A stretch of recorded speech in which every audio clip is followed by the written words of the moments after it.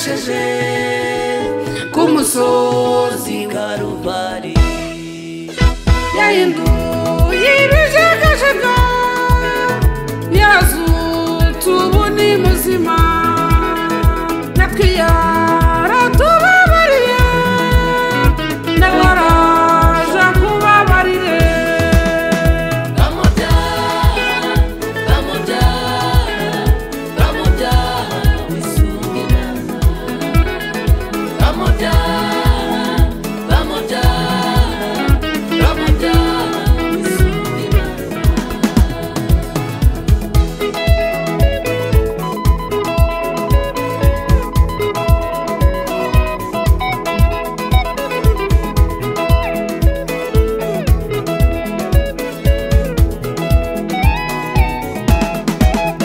bamubyaha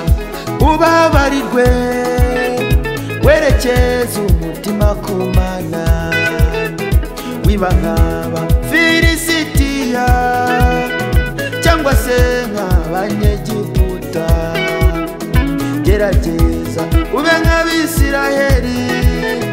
werekeza umutima ku Mana